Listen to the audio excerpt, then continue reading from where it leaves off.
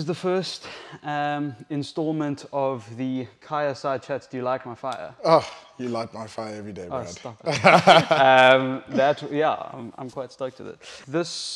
The concept of this series, I don't know how regularly we're going to do them, but the basic concept is going to be to, sit down with much more educated people than myself and answer questions and problems that are common to various creators in our fields and try to help address those problems and discuss them.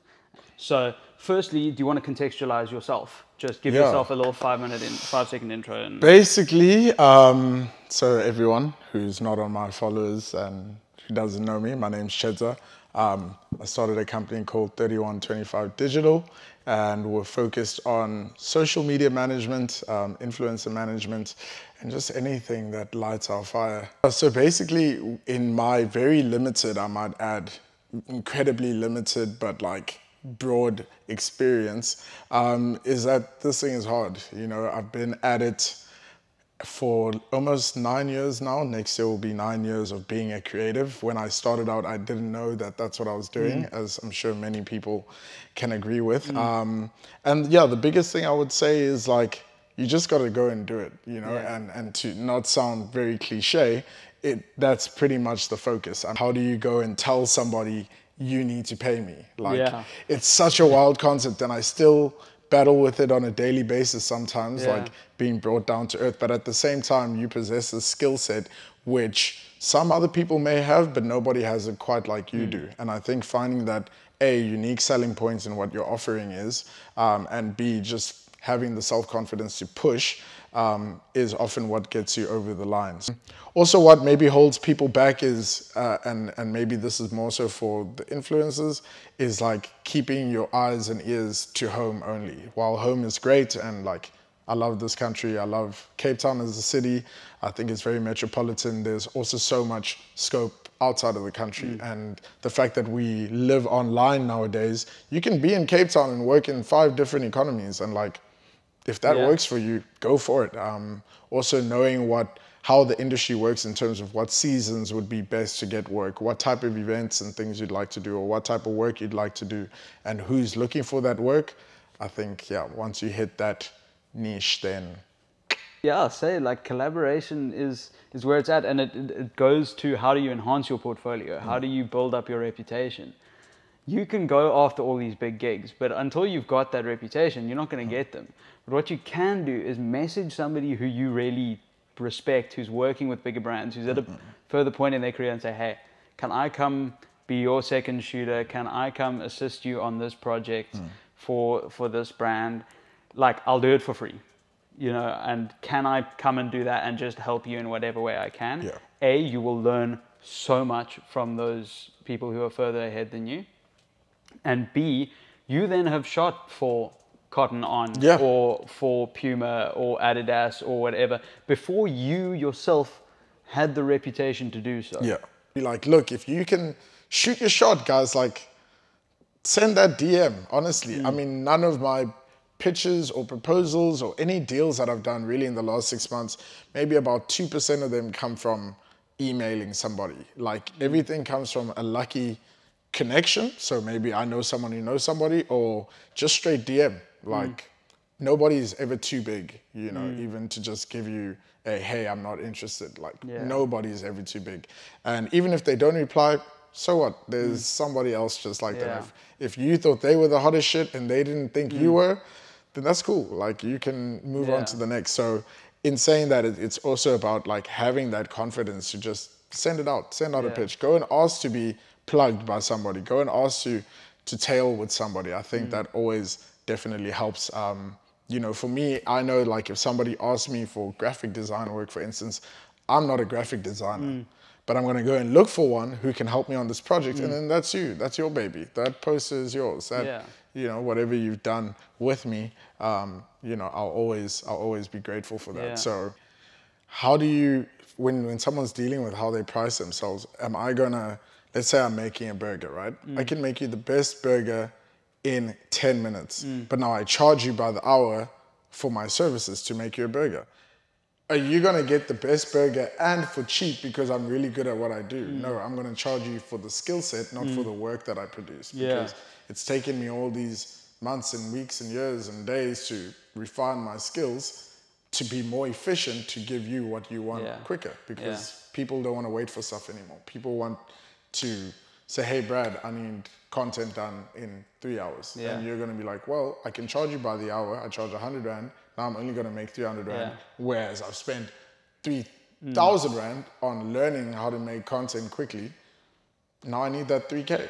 You know yourself better than anyone else. So if you don't back yourself, there's no reason for anyone else to do the same. So even if it feels like faking it, fake it till you make it. Fake it till you make it. If that's the moral, that's it, we're done. That's it. That's it. That's actually my only piece of advice. Just fake it, guys. Like, honestly, I think the benefit of like having the pandemic come and like the rise of TikTok, for instance, and just people spending time honing their skills because they don't have anything else to do, and you know, or maybe they've realized through the pandemic that this is what they want to do. Honestly, you just got to fake it till you make it. Push, push, push. Like, I'm still pushing every day. I don't have a clue what I'm doing. Oh, yeah, no, likewise. Some days it works really, really well. Some days it doesn't work really well. Some days I don't work because I just don't have the energy. Like, I think we're in such a dynamic, you know, space right now to where those things are normal. Like, you're allowed to have off days. You're allowed to have really amazing days. You're allowed to look like you're living the dream. And meanwhile, like, you've just spent 6 hours emailing. But I think finding a nice niche, because like nobody really wants, like, you're not gonna sell me this alcohol. Like, you might get me interested in it, but it's how you get me interested in it. And I think having that hard sell kind of post pushes a lot of people away versus something that becomes an activation almost. So if I've got, you know, your funky socks, I'm gonna be like, hey, this is how I style my socks with different outfits or different shoes or different tips on how to wear your socks, as opposed to, hey guys, I just got this cool pair of socks from Happy Feet, Happy Socks. And yeah, you should go and buy it with my promo code, or just go to the nearest shop and buy it. Like, no one's actually gonna I think the consumer go and buy it. Intelligent enough now to be able, I know I do it, like I see like sell stuff and it's just like, and I've seen 100 of these, like what's the difference? And I think I think that example you gave with the socks is brilliant. Like, like, you know, find a way to activate your product and contextualize it to the consumer as to why they want it. And I think it comes down to the consumer knows when they're getting you, and they know when they're getting a scripted you. And that's also really hard to do. Like, on this live, I'm trying my best to like be as legitimate as possible, but also, you know, not be totally unprofessional or, you know, all of these things. And I think in today's day and age, we all know that in your professional context, you're still a person that goes, you know, we're so connected to the people behind a product now. We're so connected to the person behind a service that people are much more forgiving of your humanness, and lean into that, because then if you don't, people are not as forgiving of you coming across as fake or scripted. Yeah, I think my main things would be, obviously, put yourself on the platforms where you know your consumers will be. So if you're a musician, it's obviously best to be on all the streaming platforms and have a front-facing, being like an Instagram, or I think Facebook is a bit dead, but everybody needs a Facebook to be on the other platforms. So Facebook, Twitter as well. Twitter is like the ultimate plug, because literally tweets catch fire quickly. Fireside chats. So yeah, I would definitely say put yourself out on as many platforms as you can where you know you're comfortable.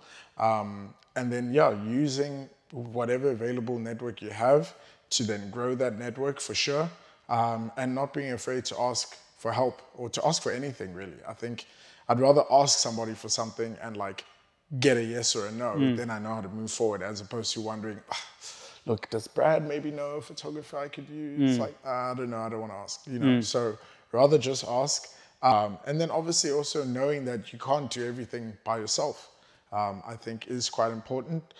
People like us who are maybe a bit too overly passionate might think otherwise, but having a good team of friends, of supporters, of, you know, management as well, it's quite important to be able to further your goals. So not everyone is always at that level or at that stage, and it's also not for everyone, but yeah, definitely once you find the right crew, yeah, Roll with it. you can roll with it and go far. So Yeah, I think it's a good kind of point to start wrapping things up. Yeah, I think for me, yeah, it also comes down to collaborate with people. Back yourself, at least outwardly, even when you don't back yourself inwardly, because you got into this for a reason, and it's something that you're clearly passionate about, and follow that passion and follow that instinct, even when sometimes it doesn't feel right. Yeah, engage with other people. I mean, Tshedza's pretty much covered everything that I would say ordinarily. Surround yourself with infrastructure that will support you and take you forward. I think that's kind of a caveat on what Tshedza was saying. Surround yourself with people that inspire you to do better, not only creatively, but in the way that you present yourself as a creative business person.